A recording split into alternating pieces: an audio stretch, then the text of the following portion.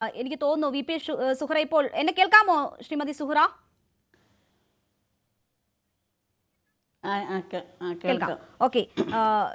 Shrimati V P Suhara, ഓരോ ഘട്ടത്തിലും ഇത്തരം പിന്തിരിപ്പൻ നിലപാടുകൾ മതസംഘടനകളുടെ ഭാഗത്തു നിന്ന് ഉണ്ടാകുമ്പോൾ അതിനെതിരെ ശബ്ദമുയർത്തുകയും പ്രതിഷേധിക്കുകയും അതിനെ പ്രതിരോധിക്കുകയും ഒക്കെ ചെയ്യുന്ന വ്യക്തിയാണ്. നോക്കൂ, മറ്റൊരു വിചിത്രമായ നിലപാട്, സുംബ ഡാൻസ് കളിച്ചാൽ ആണും പെണ്ണും ഇടകലർന്നാൽ വിദ്യാഭ്യാസത്തിന്റെ ഗുണനിലവാരം തകരും, ഇതിനല്ല ഞങ്ങളുടെ മക്കളെ സ്കൂളിലേക്ക് അയക്കുന്നത് എന്നതാണ് വിസ്ഡം മൂവ്മെന്റിന്റെ ഭാഗമായിട്ടുള്ള ഒരു അധ്യാപകൻ തന്നെ പറയുന്നത്. എന്തു തോന്നുന്നു?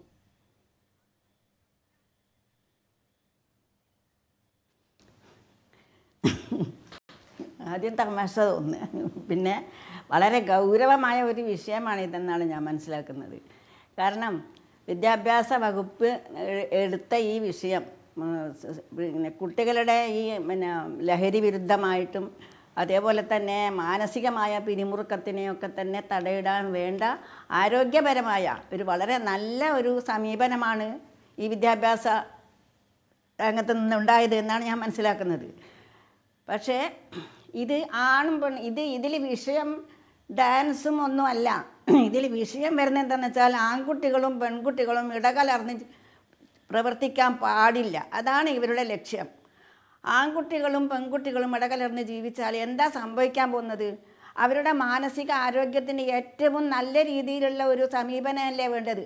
അവർ പ്രത്യേകിച്ചും ആൺകുട്ടികളും പെൺകുട്ടികളും ചെറുപ്പത്തിൽ തന്നെ ഒരുമിച്ച് ഇടകലർന്ന് ജീവിക്കുമ്പോൾ അവർക്ക് ആ സൗഹൃദം ഉണ്ടാക്കാനും ഒരു സൗഹൃദ വലയത്തിൽ കൂടി നമ്മൾ എല്ലാ മതവിഭാഗത്തിൽപ്പെട്ട ആളുകളും സൗഹാർദ്ദമായും സാഹോദര്യത്തോടും കൂടി ജീവിക്കാൻ കഴിയും. അതിനെ എന്തിനാണ് ഇവരെന്തിനെയാണ് ഭയപ്പെടുന്നത്? ഇവർ ഭയപ്പെടുന്നത് എന്തുകൊണ്ടാണ്? അതാണ് മനസ്സിലാവാത്തത്. എന്തെങ്കിലും ഒരു നല്ല വിഷയം, വിദ്യാഭ്യാസത്തിന് തന്നെ പോകണ്ട എന്ന് വിചാരിക്കുന്ന ആളുകളാണിവർ. ഏതോ പണ്ട് എത്രയോ കാലം മുമ്പ് പിന്നോട്ടേക്കാണ് പോകുന്നത്, ഈ താലിബാനിസത്തിലേക്കാണ് പോകുന്നതെന്നാണ് എനിക്ക് മനസ്സിലാക്കാൻ പറ്റിയത്. കാരണം ആൺകുട്ടികളും പെൺകുട്ടികളും ഒരുമിച്ചിരുന്നാൽ അല്ലെങ്കിൽ അവർ ഡാൻസ് ചെയ്താൽ എന്താണ് സംഭവിക്കാൻ പോകുന്നത്? അതാണ് മനസ്സിലാവാത്തത്. ഇന്ന് പിന്നെ നമുക്കറിയാം, സൗദി പോലുള്ള മക്കയൊക്കെ ഉള്ള സ്ഥലത്ത് പോലും ഡാൻസും എല്ലാം എന്ത് നല്ല പുരോഗതിയുടെ എത്ര പരിഷ്കാരങ്ങളാണ് അവിടെയൊക്കെ വന്നിരിക്കുന്നത്. എന്നിട്ട് പോലും നമ്മുടെ കേരളത്തിൽ ഇങ്ങനെ വിചിത്രമായ ചില കാര്യങ്ങൾ, കുട്ടികൾ ഡാൻസ് ചെയ്യാൻ പാടില്ല. ഈ കുറച്ച് മുമ്പ് ഒരു നാടകം നടത്തിയതിന് ഭയങ്കര കോലാഹലമുണ്ടായി. എന്താണ് ഇവരൊക്കെ? കലാപരമായ കുട്ടികൾ മാനസികമായി വളരണമെങ്കിൽ കലാപരമായ കാര്യങ്ങൾ കൂടി നടക്കണ്ടേ? വിദ്യാഭ്യാസത്തോടൊപ്പം തന്നെ അവർക്ക് മാനസികമായ ഒരു ആരോഗ്യത്തിന് മാനസികമായ സംഘർഷം ഒഴിവാക്കാൻ ഇത്തരം കലാപരിപാടികൾ വളരെ ഗുണകരമായിരിക്കും. പക്ഷേ ഇത് എന്തിനാണ് ഇവർ ഇങ്ങനെ ഇതിനെയൊക്കെ തടയിടുന്നത്? എവിടെയാണ് മതം ഇങ്ങനെയൊക്കെ പറയുന്നത്?